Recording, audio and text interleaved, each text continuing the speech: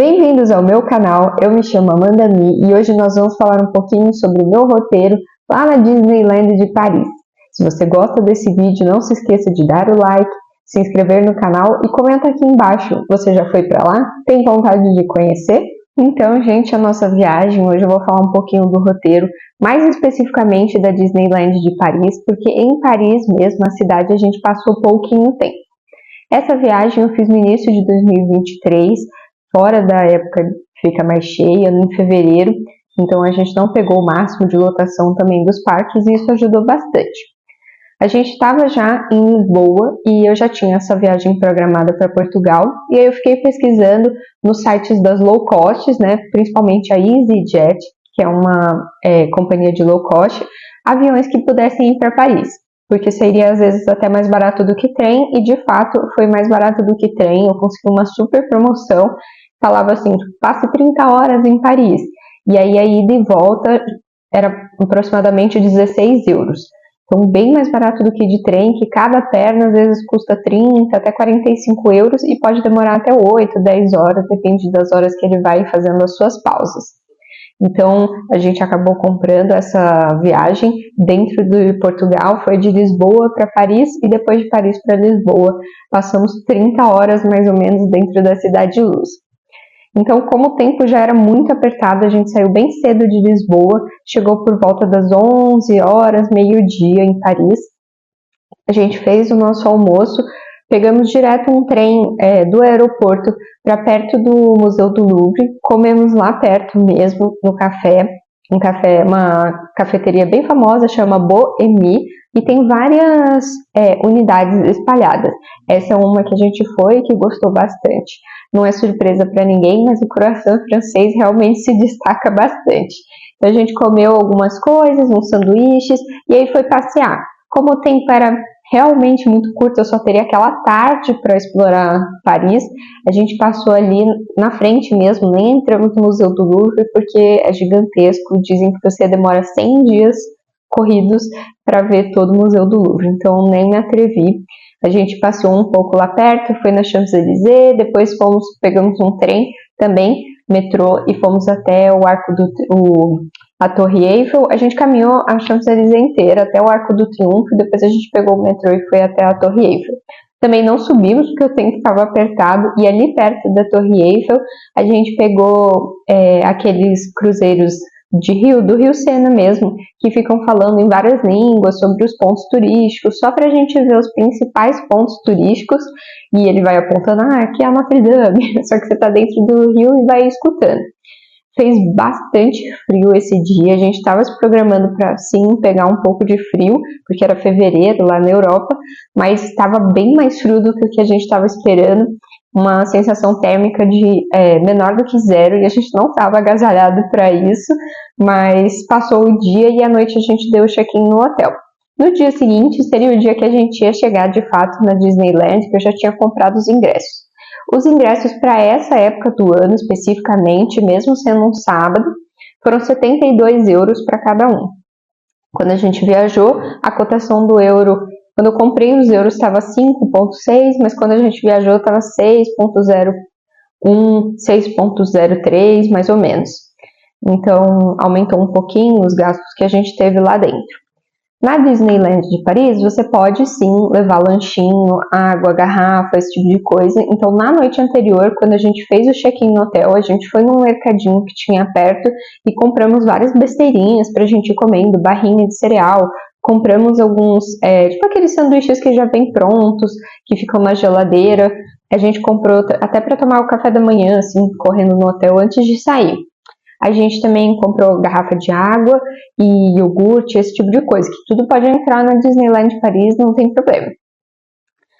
Para você chegar na Disneyland Paris, dá para fazer tudo bem fácil de transporte público, só tem que ficar atento aos horários. O primeiro horário de trem que sai para lá é de 5h30, mais ou menos, e o último é meia-noite e pouquinho. Então, a gente também ficou com medo de perder o último trem, então a gente não viu até o finalzinho do show de fogos, porque a gente ficou com medo de acabar perdendo, e aí, como a Disneyland de Paris fica mais longe, ela fica perto do aeroporto internacional, ele não fica perto do centro. A gente ficou no 18º distrito, E aí, para ir até a Disneyland Paris, a gente pegou o metrô da linha 4 e depois fez a baldeação já direto para pegar o trem que vai para Disneyland Paris, chama Air, o nome da linha, deixa eu checar aqui para vocês, Air A, Marne-la-Vallée-Chessy. Mas tem um símbolozinho da Disney com o Mickey no letreiro do trem, então é muito difícil você não achar qual que é o trem. O trem ele tem 2 andares, depois que você passa o seu cartãozinho, você pode ir em cima, embaixo, onde você quiser, e é a última estação. Então demora uns 40 minutos mais ou menos, só esse trem do Herá, fora a baldeação, talvez você tenha que fazer de algum outro local do centro, na parte mais central de Paris, para ir para lá. Chegando lá, é praticamente na porta do Gol, assim, são poucos metros, 2 quadras no máximo, e você já está dentro da parte da segurança da Disney. Ali onde você desce, na estação, tem um Starbucks, tem algumas cafeterias, que foi onde a gente tomou um cafezinho preto, porque também estava muito frio, mais do que a gente estava esperando, tanto que depois a gente teve que comprar casaco lá dentro da Disney, pagamos uma fortuna, mas porque estava muito frio. E como lá também é mais afastado dessa área central e é bem descampado, faz mais frio ainda. Lá quando a gente chegou, lá na Disneyland de Paris, não só porque estava fora da época, mas apesar disso ser um sábado, ter chance de ficar cheio, a gente quis chegar na hora que ia abrir o parque. Nesse dia, o parque ia abrir 8h30, então a gente se programou para chegar lá 8h10, 8h15, para dar tempo de passar pela parte de segurança, que no fim foi rapidinho. Comprar esse cafezinho fora e poder entrar com calma até a gente percorrer toda a parte da Disneyland de Paris.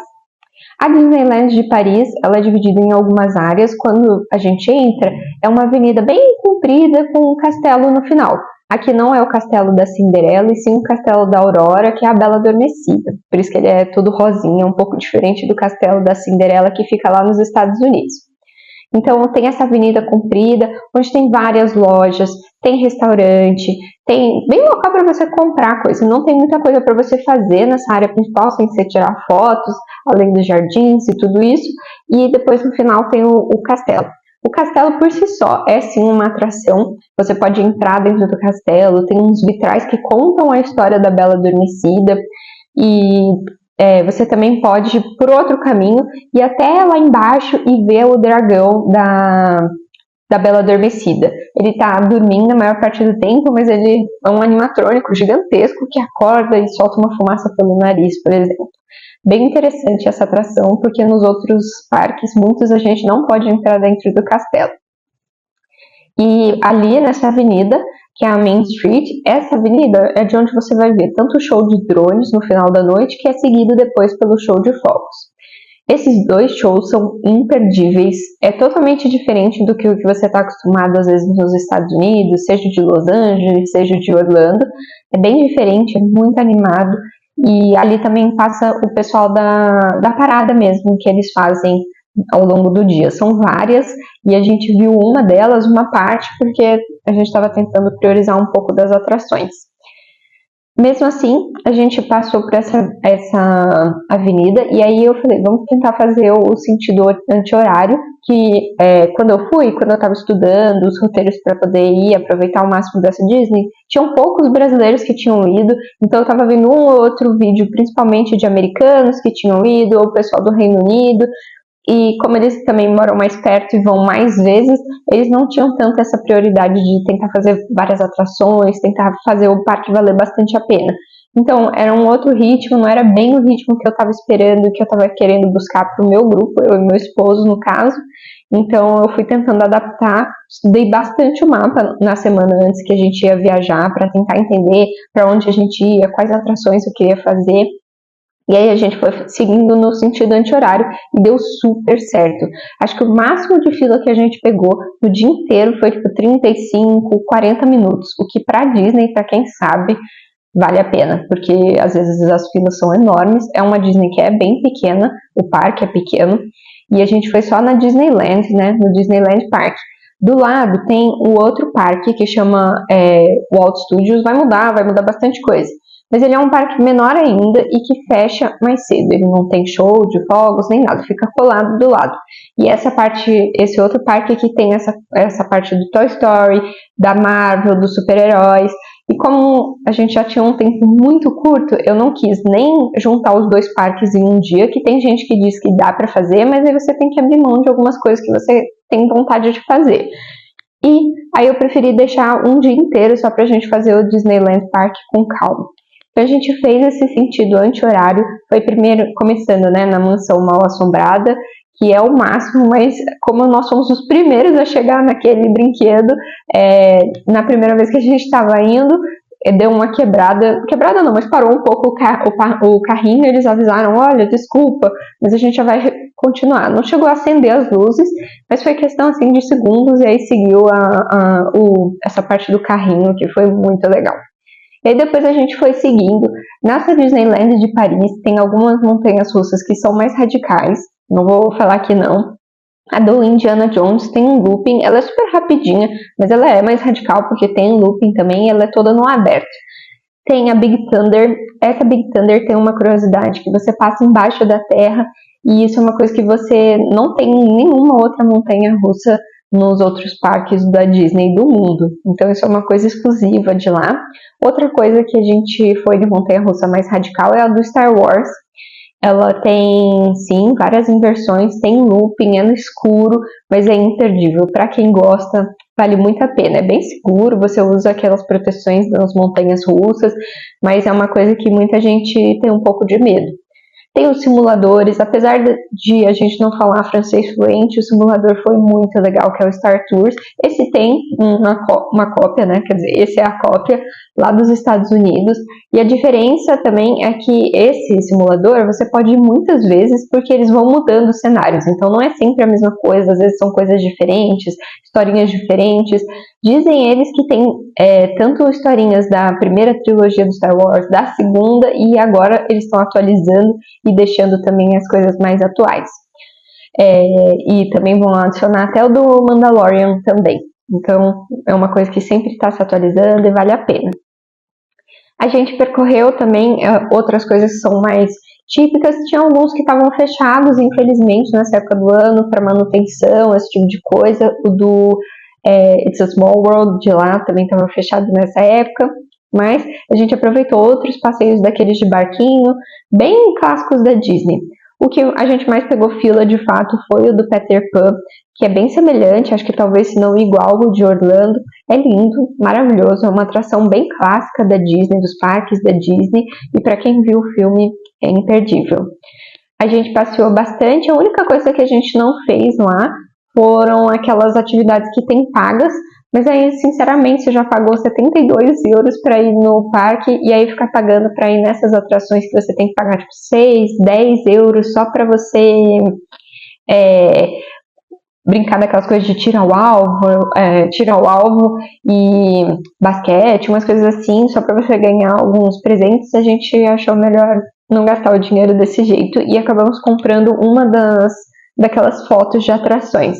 Você pode ir tirando foto das suas atrações e você pode pagar o Memory Maker e aí você tem um download de todas elas, por exemplo, do seu dia, mas era caro, a gente achou um pouco caro, então a gente escolheu uma atração para pegar a foto dessa atração.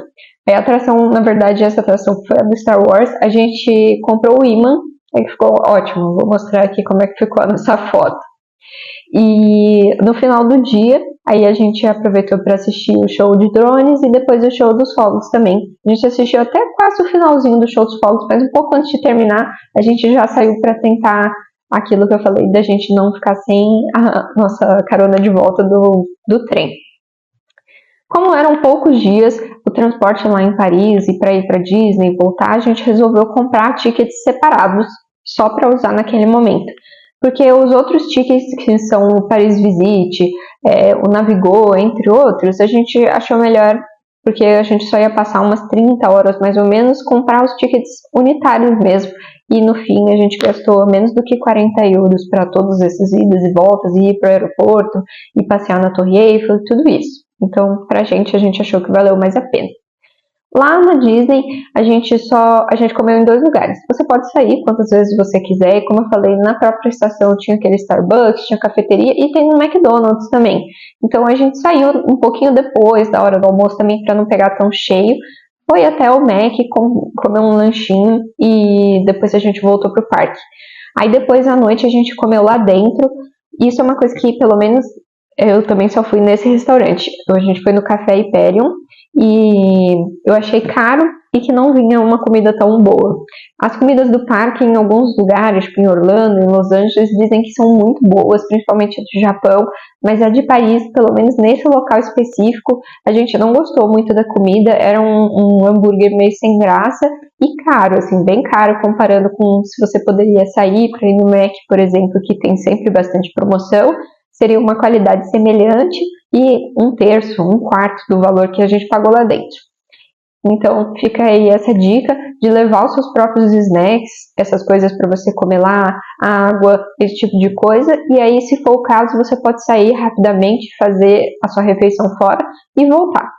Lá dentro, a gente também conseguiu ir em todas as atrações, todas. A gente fez todas as atrações que estavam abertas, a gente conseguiu fazer. Viu a parada, viu o show de drones, viu quase todo o show de fogos. E com uma certa folga de tempo, a gente parava para sentar, respirar um pouco, porque caminha muito. Você vai, volta. Eu fiquei olhando algumas vezes durante o dia o tempo de fila também no celular, no aplicativo da Disney, para ver se às vezes tinha algum lugar, porque uma hora que a gente ia no do Peter Pan, tava 1 hora e pouco. Aí eu falei, não, vamos pular isso daqui, vamos fazendo as outras coisas, vamos caminhando no sentido anti-horário, e aí eu vou checando se em algum momento der uma diminuída, a gente aproveita e vai. E deu super certo essa estratégia. Eu sei que eu fui fora da época de pico, né, mas porque era inverno, mas é uma coisa que eu acho que valeu super a pena, deu tempo de fazer tudo com calma, sem correria e bem animado também. Nessa parte de fora, onde fica o McDonald's, também tem uma lojinha da Disney, que foi onde a gente comprou um dos casacos também. E aí, se você às vezes passou num lugar e achou que queria comprar uma coisa, acabou esquecendo, nesse lugar você pode comprar, que é tipo um centrinho de compras da Disney.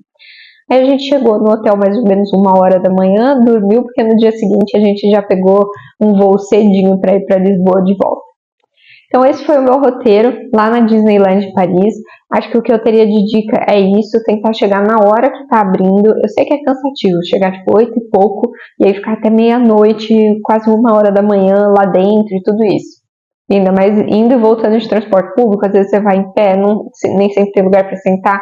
Tem tudo isso, porque não é porque é trem que você vai sentado. Tinha gente que foi em pé a viagem inteira. Então, mas é porque a gente embarcou na hora que o trem chegou na estação, a gente entrou. E aí, por isso que a gente conseguiu lugar tanto sentado na ida quanto na volta. Mas a minha dica seria ir olhando no aplicativo da Disney, chegar cedo e fazer o sentido anti-horário, porque eu acho que muita gente só vai no automático e acaba fazendo o sentido horário, e aí por isso que tinha realmente mais fila nas atrações que começavam do lado esquerdo do que do lado direito. Obrigada por assistir e não se esqueça de dar o like no vídeo.